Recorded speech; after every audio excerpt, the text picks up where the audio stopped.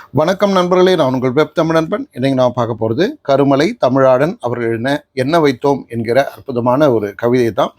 இந்த கவிதையை பார்க்குறதுக்கு முன்னாடி நம்ம சேனலுக்கு சப்ஸ்கிரைப் பண்ணலாம், மறக்காமல் சப்ஸ்கிரைப் பண்ண தொடர்ந்த வீடியோ பாருங்கள். வாங்க வீடியோக்குள்ளே போகலாம். முதல்ல இந்த கவிதை எழுதின கவிஞரை பற்றி பார்த்துலாம். கருமலை தமிழாடன் அவர்களுடைய இயற்பெயர் கி நரேந்திரன். கிருஷ்ணகிரியில் பிறந்தவர். அப்பா மு கிருஷ்ணன், அம்மா ராசம்மாள். 25 ஆண்டு காலம் தமிழாசிரியராக பணிபுரிந்தவர். 10 ஆண்டு காலம் தலைமை ஆசிரியராக பணி செய்த மிகச்சிறந்த ஒரு அறிஞர்.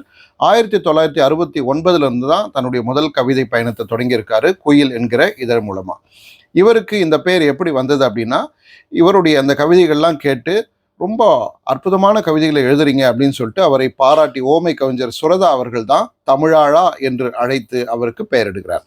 அதற்கு பிறகு தன்னுடைய ஊர் பெயரான கிருஷ்ணகிரி என்பதை, அது வேற்றுமொழி சொல்லாக இருக்கிறது அப்படின்றதுனால அதை தமிழ்படுத்தி கருமலை அப்படின்னு மாற்றி, அந்த கருமலையும் ஓமை கவிஞர் சுரதா அவர்கள் கொடுத்த தமிழாழா என்கிற பெயரையும் சேர்த்து தான் கருமலை தமிழாடன் என்கிற தன்னுடைய பெயரை புனைப்பெயராக வைத்துக் கொள்கிறார். இவருடைய கவிதை புத்தகங்கள் ரொம்ப முக்கியமானது மரபின் வேர்கள். இதை இந்திய அரசாங்கம் இந்தியாவில் இருக்கக்கூடிய அனைத்து பல்கலைக்கழகங்களுக்கும் இந்த புத்தகம் சென்று சேர வேண்டும் அப்படின்றதுக்காக தேர்ந்தெடுத்து அனுப்பியிருக்காங்க. பல்வேறு மொழிகளிலும் இந்த புத்தகம் மொழிபெயர்க்கப்பட்டிருக்கு. இன்னும் இவருடைய பணியை பாராட்டி தமிழக அரசாங்கம் நல்லாசிரியர் விருது கொடுத்துருக்காங்க, தமிழ்ச்சம்மல் விருதும் கொடுத்துருக்காங்க. இன்னும் பல்வேறு விருதுகளை பெற்ற இவருடைய கவிதைகளில் முக்கியமான கவிதை நூல்கள் பார்த்தீங்கன்னா நெஞ்சின் நிழல்கள், மலர்விழி காவியம், காவிய தலைவன், ஒப்பனை பூக்கள், கல்லெழுத்து, இந்த மாதிரி பல்வேறு சிறந்த கவிதை தொகுப்புகளை வெளியிட்டிருக்காரு. இவருடைய கவிதைகளில் ரொம்ப முக்கியமான ஒரு கவிதை தான் இந்த என்ன வைத்தோம் என்கிற கவிதை. வாங்க கவிதையும் அதற்கான விளக்கத்தையும் பார்க்கலாம்.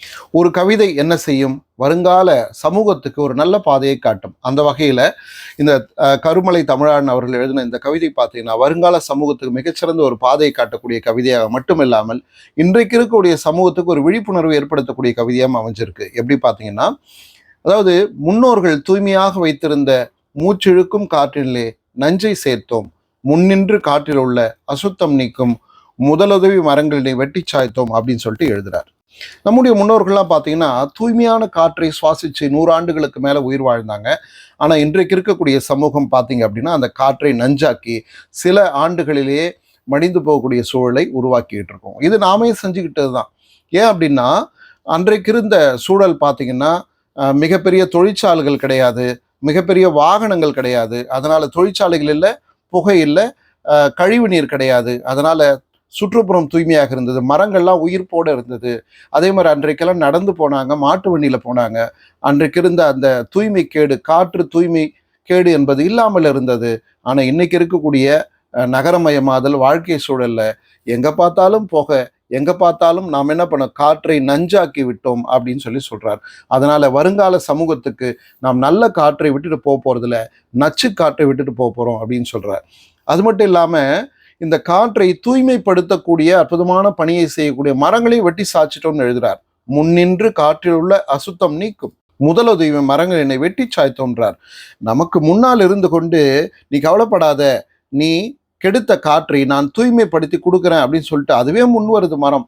அந்த மரங்களையும் நாம் என்ன பண்ணோம், வெட்டி சாய்ச்சிட்டோம். கொரோனா காலத்தில் பார்த்தீங்கன்னா மரங்களுடைய அருமை உங்களுக்கு தெரிஞ்சிருக்கும். ஒரு சிலிண்டர் கிடைக்கலன்னு இறந்து போன உயிர்கள் எத்தனையோ கோடி.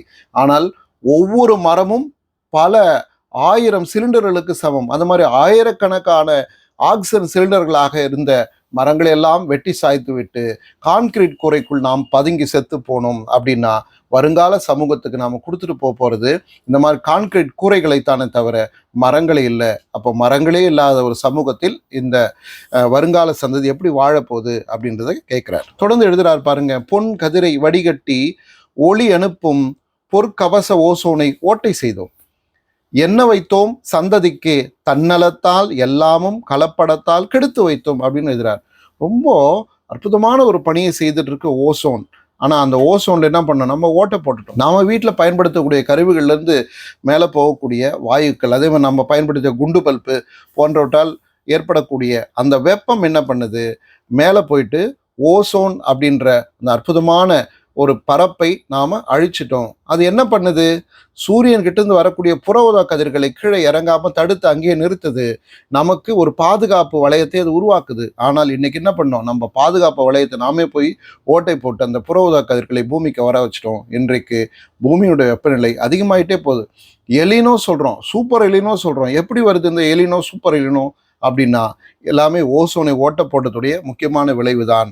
அதனால என்ன வைத்தோம் சந்ததிக்குன்னா, நாம் இன்றைக்கு எல்லாத்தையும் கெடுத்து வைத்தோம். அது மட்டும் இல்லாம இருக்கிற எல்லாத்திலும் கலப்படம். நாம வாழ்ந்தா போதுன்றதுக்காக எல்லாவற்றிலும் கலப்படம் செய்து உலகத்தை கெடுத்து வைத்தோம், உடல் நலத்தை கெடுத்து வைத்தோம். நாமும் நல்லா இல்லை. அப்போ நம்முடைய சந்ததி மட்டும் எப்படி நல்லா இருக்கும்? அப்போ சந்ததிகளுக்கு நாம் சேர்த்து வைக்க வேண்டியது ஆரோக்கியத்தை. ஆனால் இன்றைக்கு ஆரோக்கிய கேடு தரக்கூடிய அத்தனை விஷயங்களையும் நாம் செய்து வைத்திருக்கிறோம் அப்படின்னு எழுதுறார். காற்றை மட்டுமல்ல, உணவை மட்டுமல்ல, நீரையும் கெடுத்துட்டோம். ஆயிரம் ஆண்டுகளாய் சேர்த்து வைத்த அடி நீரை குழாய் வழியே காலி செய்தோம். பாய்மரம் போய் கடல் நீரில் எண்ணெய் குண்டால் பரிதவிக்க மீன்களை சாகடித்தோம் அப்படின்றார். நாம மட்டும் சாகல, லட்சக்கணக்கான கோடிக்கணக்கான கடல்ல வாழக்கூடிய மீன்களை, உயிரினங்களை நாம சாகடிச்சிட்டு இருக்கோம். ஆயிரம் ஆண்டுகளாக நம்முடைய முன்னோர்கள்லாம் கிணறு வெட்டி தண்ணீரை தேக்கி வைத்து குளம்னும் ஏரின்னும் தண்ணீரை தேக்கி வச்சு அன்றைக்கு பயன்படுத்தினார்கள். இன்னைக்கு நம்ம என்ன பண்ணோம்? நம்முடைய சுயநலத்துக்காக இருக்கிற தண்ணியெல்லாம் பாழடிச்சுட்டு இன்னும் பூமிக்கு அடியில போயிட்டு இருந்த அந்த தண்ணி என்ன பண்ணோம்? நம்ம குழாய் போட்டு ஆழ்துளை கிணறுகளை போட்டு உள்ள இருக்கக்கூடிய தண்ணியெல்லாம் எடுத்து அதையும் நம்ம இன்னைக்கு காலி பண்ணிட்டோம். அது நம்முடைய பாதுகாப்பான ஒரு பெட்டகம் போல இருந்தது. ஆனால் அந்த இருப்பையும் நாம் காலி பண்ணிட்டோம். இங்கேயும் காலி பண்ணியாச்சு. கடல்ல உயிரினங்கள் அதுவாது நிம்மதியா வாழ்ந்துட்டு இருந்தது. அங்கிருந்த உயிரினங்களும் நம்ம என்ன பண்ணோம்? பாய்மரங்கள்ல கப்பல்கள்ல போயிட்டு, பெரிய பெரிய கப்பல்கள்ல போயிட்டு எண்ணெயை அது வழியாக கொண்டு போயிட்டு கடைசி என்ன ஆகுது? எண்ணெய் கசிவு அப்படின்றாங்க. அந்த எண்ணெய் கசிவு கடல் முழுக்க அப்படியே பரவி அது அத்தனை மீன்களையும் உயிரினங்களையும் கொன்று குவிக்கிறது. அப்போ நாம மட்டும் சாகல, நம்மை சுற்றி இருக்கக்கூடிய சூழ்நிலை உயிர்கள் அத்தனையும் நம்ம கொண்டுகிட்டு இருக்கோம். நம்ம சந்ததி மட்டும் இல்ல, கடலில் வாழக்கூடிய பல கோடி உயிரினங்களுடைய சந்ததிகளும் நம்ம கெடுத்துக்கிட்டு இருக்கோம் அப்படின்னு எழுதுறார். நம்ம நீரை கெடுத்தோம், மரங்களை வெட்டி காற்றை கெடுத்தோம், மண்ணையும் கெடுத்துட்டோம். எழுதுறார் பாருங்க. தாய் மண்ணில் உரங்களினை போட்டு தரும் விளைச்சல் என உறிஞ்சி சக்கை செய்தோம். செய்களுக்கே என்ன வைத்தோம்? தன்னலத்தால் செழித்திருந்த இயற்கையினை கெடுத்து வைத்தோம். நம்முடைய இந்த தாய் மண் எல்லாவற்றையும் விளைவிக்கக்கூடிய அந்த தரமான மண்ணாக இருந்தது, அற்புதமான மண்ணாக இருந்தது. பொன் விளைய பூமின்னாங்க. ஆனால் இன்றைக்கு போட்ட பயிரே விளையல, விதை முளைக்கல. ஏன் அப்படின்னா அதுல உரங்களை கொட்டி நம்ம என்ன பண்ணோம்? நல்லா விளைஞ்சிட்டு இருந்த மண்ணை சக்கையாக்கிட்டோம், சக்கையாக பிழிந்து விட்டோம். அளவுக்கு அதிகமாக அதுல இருந்து நம்ம என்ன பண்ணோம்? விளைச்சலை உறிஞ்சி மண்ணில் இருந்து இயற்கையான சத்துக்களை கெடுத்து வைத்தோம். அதனால நம்முடைய பிள்ளைகளுக்கு நாம் என்ன வைத்தோம்னா, நம்முடைய சுயநலத்தின் விளைவாக இந்த இயற்கையை கெடுத்து வைத்தோம். செழிப்பாக இருந்த இயற்கை, எல்லோருக்கும் அள்ளி கொடுத்த இயற்கையை நாம் என்ன பண்ணோம்? கிள்ளி எடுக்க முடியாத அளவுக்கு கூட கெடுத்து வைத்திருக்கிறோம் அப்படின்னு ரொம்ப அழகா இந்த கவிஞர் எழுதி. அறிவியலால் அணுகுண்டை வெடிக்க வைத்தே அழிவிற்கே அறிவென்று பயிற்றுவித்தோம், நெறிகள் என்னை குழி தோண்டி புதைத்து விட்டு அப்படின்றார். அதாவது செழிப்பாக இருந்த இயற்கை இது.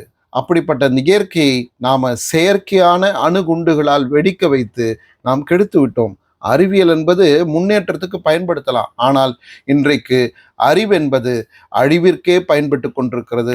அந்த அறிவின் வெளிப்பாடான அறிவியல் நமக்கு நன்மை செய்யவில்லை, அது தீமையை செய்து கொண்டிருக்கிறது, அது அழிவை உருவாக்கி கொண்டிருக்கிறது. ஒரே ஒரு அணுகுண்டு போட்டா ஒரு நாடே மொத்தமா காலி அப்படின்னும் போது அங்க வாழக்கூடிய அத்தனை ஜீவராசிகளுடைய வாழ்க்கையும் கெடுத்து, அவங்களுடைய சந்ததிகளையும் கெடுத்து, எல்லோருடைய வாழ்க்கையும் குடிதோண்டு புதைக்கிறது அப்படின்றார். நம்ம வாழ்ந்த நல்ல நெறிமுறைகள், நம் முன்னோர்கள் வாழ்ந்த நல்ல நெறிமுறைகள், நல்ல பாதையை நாம தாண்டி போயிட்டோம். எல்லாத்தையும் என்ன பண்ண? குழி தோண்டி புதைச்சிட்டோம். இப்படி இயற்கை சார்ந்த எல்லாத்தையும் நம்ம காலி பண்ணிட்டோம்.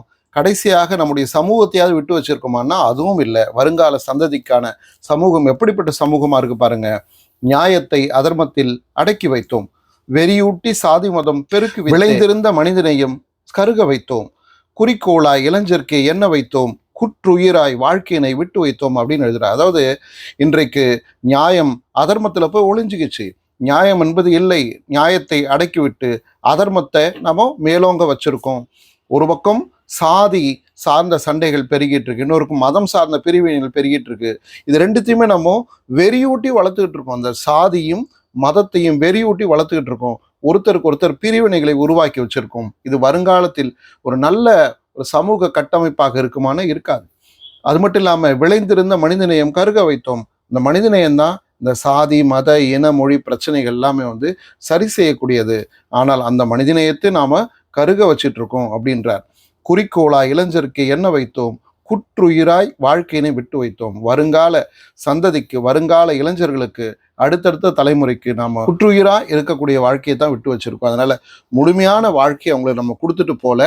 ஏன்னா இந்த இயற்கையும் நல்லபடியா இல்லை, இந்த சமூகம் நல்லபடியா இல்லைன்னும் போது அடுத்து வரக்கூடிய சந்ததிகள் எப்படி மகிழ்ச்சியாக வாழ்வாங்க? இந்த இளைஞர்கள் தான் நாளைய சமூகத்தை கட்டமைக்க போறவங்க. அப்படிப்பட்ட இளைஞர்களே இந்த நல்ல காற்றை இழந்து, நல்ல நீரை இழந்து, நல்ல சமூகத்தை இழந்திருக்கும் போது அடுத்து வரக்கூடிய சமூகத்தை எப்படி நல்ல சமூகமாக, நல்ல உடல்நலத்தோடு, நல்ல மனநலத்தோடு, நல்ல சமூக நலத்தோடு எப்படிப்பட்ட ஒரு சமூகத்தை இவங்க உருவாக்குவாங்க அப்படின்ற அந்த கேள்வியோடு அவர் இந்த கவிதையை முடிக்கிறாரு.